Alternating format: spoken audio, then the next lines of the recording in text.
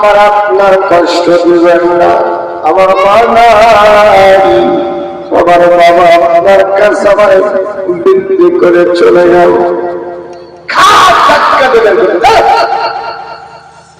আমার বাড়িতে গিয়ে আমার কথা বলে না, সে আমার বাড়িতে থাকার অধিকার নাই। কথা বলে ঠিক কিনা? চলে যা। ভাইয়ারে আমার রহমতের নবী কেমন নবী থাকেন? কেমন নবী? হযরত বেলাল উমাইয়া যখন দাঁড়িয়ে দিল রাস্তার কবলে, রাস্তার পাশে বসে বসে চোখের পানি ছেড়ে দিয়ে কাঁদছে। আল্লাহ কেমন বাবা তার নিজের সন্তানকে বিক্রি করে দেয়, আমার বোঝা আসে না। যার যার মতো সে ডাকতে বলে বেলাল কি হয়েছে, কান্দোস কেন? সুবহানাল্লাহ বলে বলে আমাকে মারছে, আঘাত করেছে, কষ্ট দিয়েছে। শত শত মানুষগুলো হযরত বেলালের দুঃখের কথা শুনে সবগুলো মানুষগুলো চলে যায়। কোন মানুষ হযরত বেলালকে সলিউশন দেয় না, সমাধান দেয় না। আমি টাকা দেখি পরন্ত বেলায় একটা মানুষ আসতেছে, দূর থেকে দেখি এক টুকরা মেঘ এই মানুষটা মাথার উপরে ছায়া দিতে দিতে আসতেছে। জোরে জোরে আওয়াজ করে বলা যাবে সুবহানাল্লাহ। এ ভাই, যে মানুষটা মাথা ছায়া দেয় আকাশ, বুঝতে হবে যে সাধারণ মানুষ।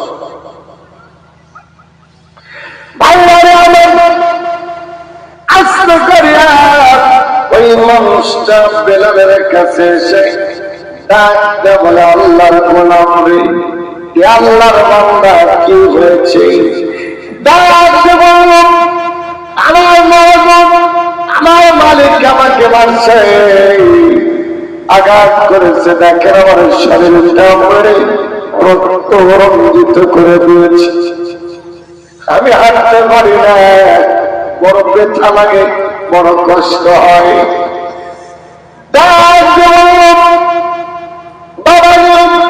শুধু তাই নয়, 3টা দিন পর্যন্ত আমি বেলাল এই পেটের ভিতরে কোনো আহার দেই না। আওয়াজ করে বলা যাবে কি সুবহানাল্লাহ? একটু মহব্বতের সাথে বলেন আল্লাহ আল্লাহ আল্লাহ আল্লাহ। আল্লাহকে ডাকেন আল্লাহ আল্লাহ আল্লাহ আল্লাহ।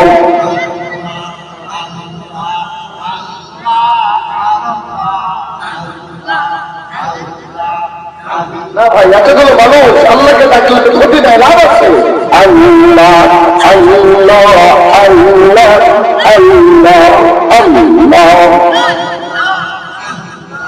ডাকার মতে ডাকলে রে আল্লাহ, কাটার মতে কাটলে রে আল্লাহ, কানে শোনার আল্লাহ, ডাকতে জাল্লাহ নারে আল্লাহ, করতে জাল্লাহ নারে আল্লাহ আল্লাহ আল্লাহ আল্লাহ আল্লাহ। বেলগরিয়া ডাকরে বান্দা মরিয়া ডাকার মতাই ডাকলে বান্দা, ডাকার মতাই ডাকলে বান্দা, বোন পাবিনা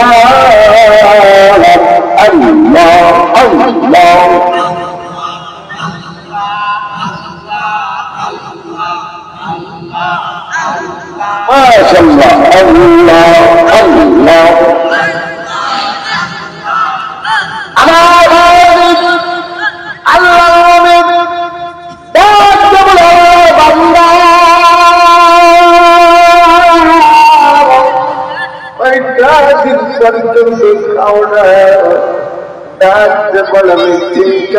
পর্যন্ত এই পেটের ভিতরে পানি পর্যন্ত দিতে পারি না।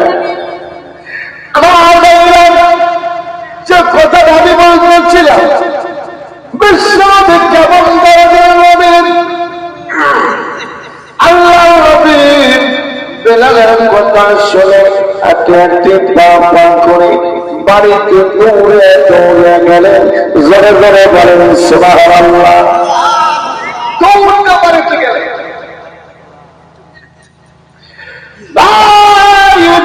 বাড়িতে গেলে আইসা আমার বাড়িতে কিছু খাবার আছে নবীকে ডাকছে, আমার আমার বাড়িতে কোন ব্যক্তিগত কোন খাবার নাই, তবে পাশের বাড়ির থেকে 1 গ্লাস গরম দুধ আর 3টা খেজুর দিয়েছে। এইটা আপনাকে ঘাটিয়া দিয়েছে আপনাকে খাওয়ার জন্য। আল্লাহ নবী ডাকতে বললেন, 1 গ্লাস দুধ আর 3টা খেজুর আমাকে দিয়ে দাও। একজন আল্লাহর গোলাম, আল্লাহর বান্দা না খেয়ে ক্ষুধার্ত অবস্থায় রাস্তার মধ্যে কাতরাইতেছে, আওয়াজ করে জোরে বলা যাবে কি সুবহানাল্লাহ। আয়েশা রে, ওই আল্লাহর গোলাম 3টা দিন পর্যন্ত খায় না। জোরে জোরে বলেন সুবহানাল্লাহ। বিশ্বনবীর বিবি আয়েশা বললেন, ইয়া রাসূলুল্লাহ, আপনি তো 3টা দিন পর্যন্ত খান না। এদিকে তাকান, আপনি তো 3টা দিন পর্যন্ত কিছু খান না। হযরত আয়েশা বললেন, ইয়া রাসূলুল্লাহ, আপনি তো 3টা দিন পর্যন্ত কিছু খান না, আপনা গেলে দেখে নেন। আল্লাহ নবী ডাকতে, বিবি আয়েশা, এই জন্যই তোমার কাল্লাটা রব্বুল আলামিন রহমতের নবী করে দুনিয়াতে পাঠাইছে। আয়েশা, আমি কেন আল্লাহর জমিনে আল্লাহর বান্দা খাবে না, তা হতে পারে না। আয়েশা রে, তাড়াতাড়ি করে দিয়ে দাও, ওই আল্লাহর গোলামকে খাওয়াতে হবে। জোরে জোরে বলেন সুবহানাল্লাহ।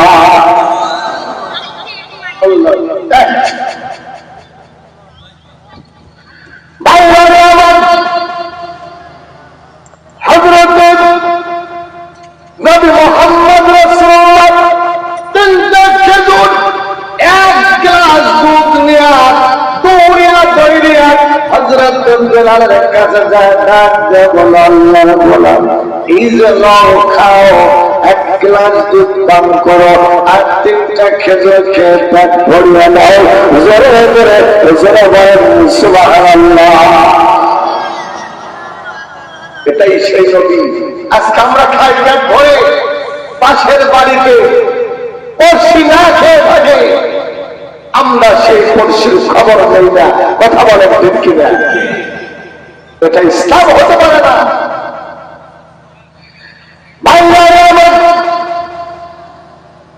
আল্লাহ নবী হাতে হাতে পা পা করে বিশ্বাস, এখানে কি হয়েছে?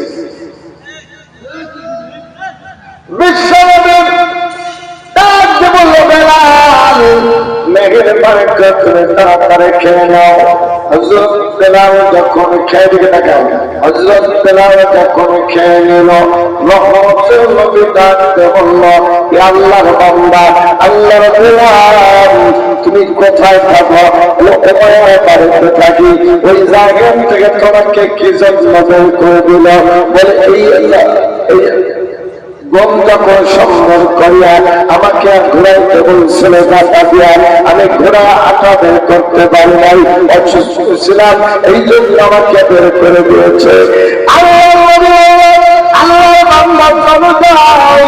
তোমার সেই মহাপুরের বাড়িতে আমি যাবো, অবসর আমার আস্তে করিয়া আল্লাহ বান্দা যখন সুন্দর করিয়া বিশ্বনবীকে হযরত বেলাল নিয়ে গেল, সেই সময় বাড়িতে আল্লাহ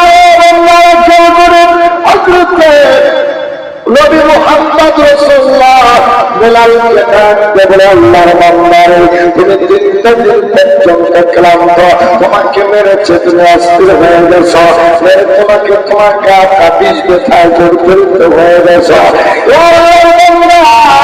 আমার চাদর মরে দিয়া এই খাটের ভিতরে তুমি ঘুমায় পড়ো, আর তোমার এই গমের চাটা গুলো দিয়া গম দিয়া তোমার জামা দিয়ে গম গুলো আমি পিছিয়ে পিছিয়ে যাই, আর কয়েকটা বানিয়ে দেয়, আটা বানিয়ে দেয়, জোরে বলুন সুবহানাল্লাহ।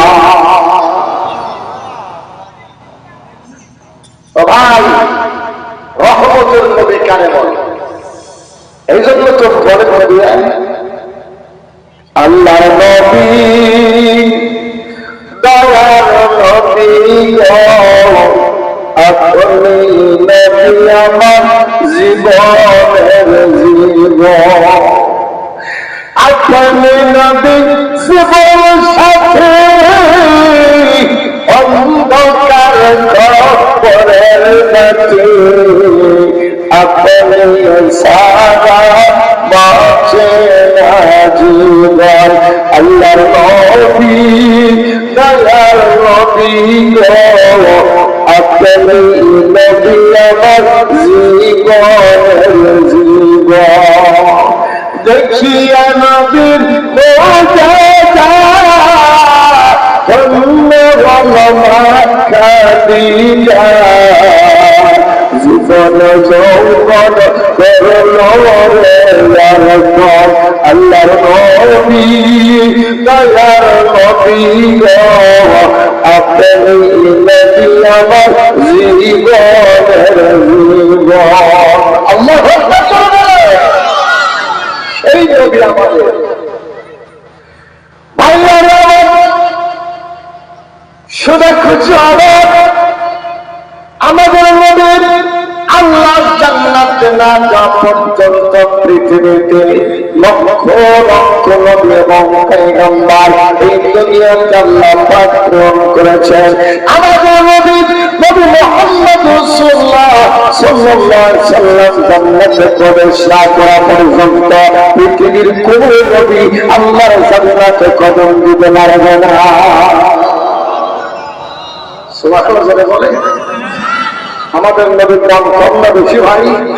আওয়াজ করে ধরে বলেন বেশি। বেশি কত বেশি? সময় হলে বলবো।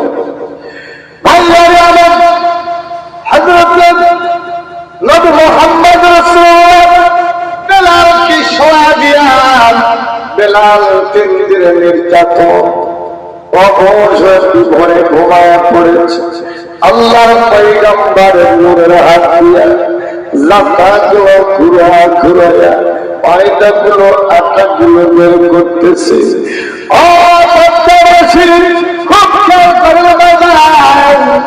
সুন্দর চেহারা বিশ্ব নবীর হাত দিয়ে রকম করে জাফা ঘুরা ঘুরা পায়দাগুলো বের করে কিতাবের ভিতরে পাওয়া যায় আল্লাহ পয়গম্বরের হাতের ভিতরে মশকা পড়ে গেছে।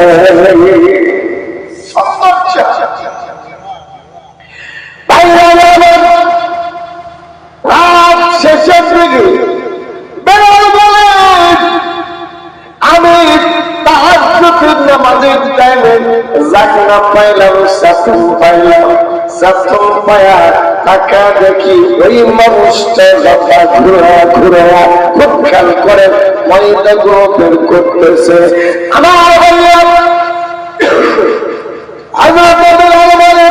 আমি এই চাঁদের ভিতর সেরা ছিল, সেরা চিত্র এই ছিদ্র দিয়ে তাকায় দেখি সর্বনাশ, এই মানুষটার মুখ থেকে, গা থেকে, শরীর থেকে আল্লাহ জমিনের ভিতরে ওই জান্নাত কোন ঘোরায় কষ্টে কষ্টে সকল কাজ করবেন, দেখবেন মুখ থেকে তবে ধ্যান করা হয়। কথা বলেন ঠিক কিনা? আমি তাকে দেখি ওই মানুষটার মুখ থেকে খালগুলো জমিনের ভিতরে ঝরঝর ঝরঝর করে পড়ে, কিন্তু আমি তাকে দেখি সর্বনাশ, ওটাতে খাম্ব যেন ভুট্টা টানার মতো জমিনের ভিতরে চকচক চকচক করে পড়তেছে। আর যদি শুধু তাই নয়, আমি তাকে দেখি এই মানুষটা চেহারা থেকে যে ঘামগুলো করতেছে, এই ঘামের ভিতর থেকে জান্নাতি ঘ্রাণ পাওয়া যায়, খুশবু আসলে ঘ্রাণ পাওয়া যায়। আওয়াজ করে জোরে বলা যাবে কি মারহাবা। চাদর আমি ছুড়িয়ে ফেলে দিলাম, চাদর খাবার ছুড়ে ফেলে দিয়া তাড়াতাড়ি করে গিয়া এই মানুষটার পায়ে হাত দিয়ে, কদমে হাত দিয়ে আমি জড়িয়ে ফেলে কাঁদলাম। কে আপনার পরিচয় না দেওয়া পর্যন্ত আপনার কদম আমি ছাড়ব না। নিঃস্বার্থে আপনাকে দুধ খাওয়াইলেন, 3টা খেজুর খাওয়াইলেন, নিঃস্বার্থে কোনো বিনিময় নয়। আপনি আমার সাথে আমার মহাজনের বাসায় আসলেন, আমাকে ঘুম পাড়া দিলেন, আপনার চাদরকে ঘুম পাড়া দিয়া আপনি আমার কাজগুলো সমাধান করে দিলেন। আল্লাহর বান্দারে, আপনি কে? আপনার পরিচয় না দেওয়া পর্যন্ত আল্লাহর কসম এক সুর পর্যন্ত আপনার কদম আমি ছাড়ব না। যেটা বলা যাবে না, এতগুলো মানুষ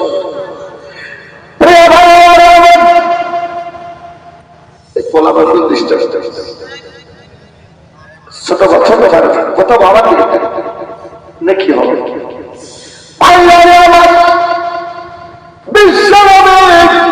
আখির জামানের পয়গম্বর পেলাম কেউ বলে আল্লাহর বান্দা তোর তবে সিনা তুই কি বললাম আমার আপনাকে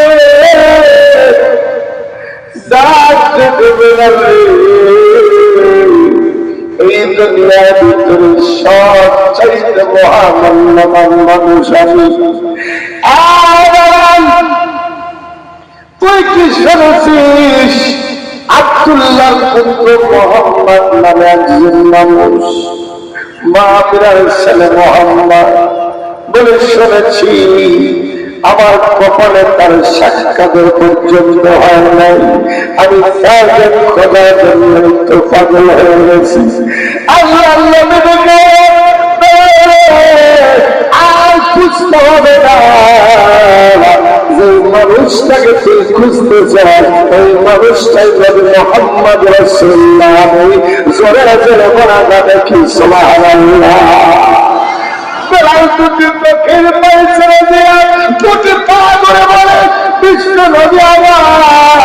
আমি জানি না যে আপনি সেই দরদের নবী।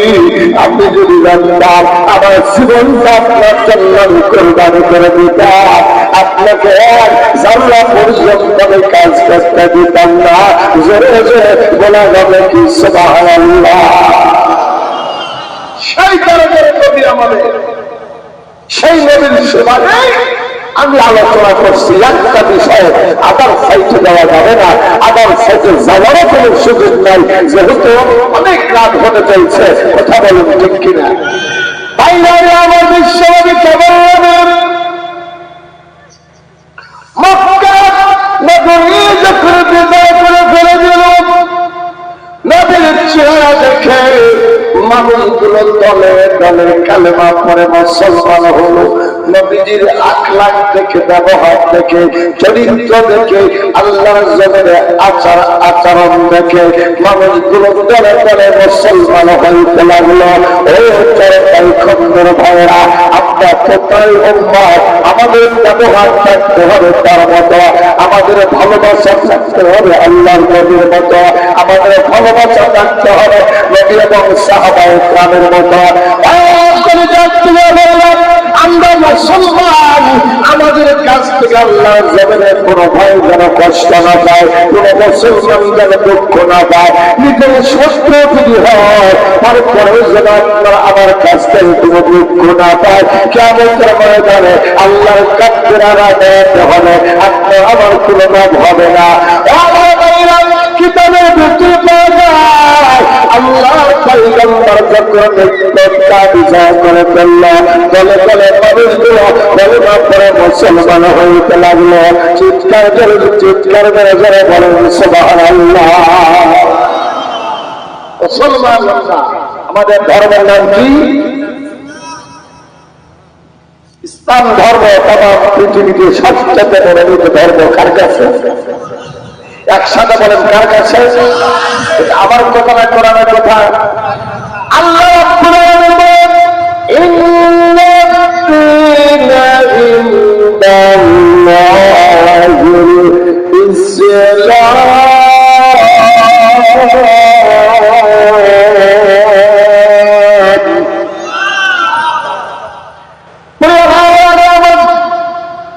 ইসলাম শান্তির ধর্ম। ইসলাম কাউকে কষ্ট দেয় না, ইসলাম কাউকে দুঃখ দেয় না।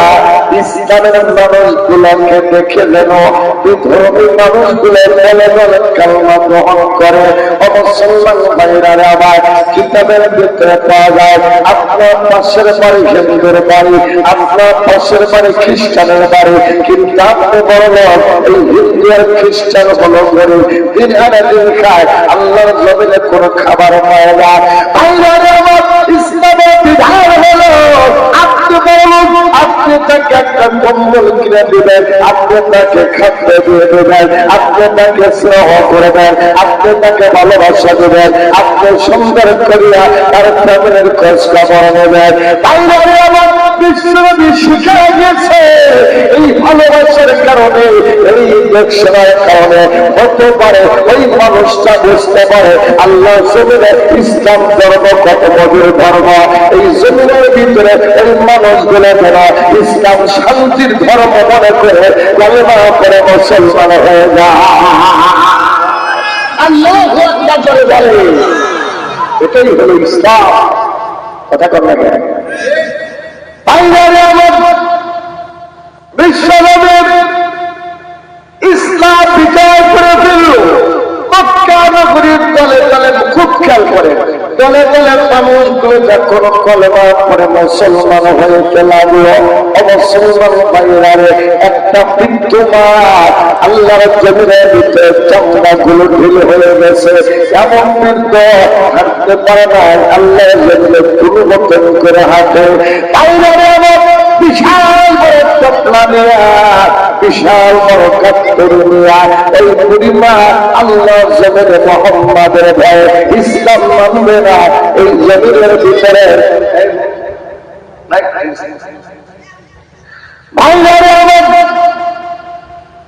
আল্লাহ নবীর ভয় এই বুড়িমা আল্লাহর জমিনের ভিতরে সেদিকে দেখা ছেড়ে পলায়ন করতেছে।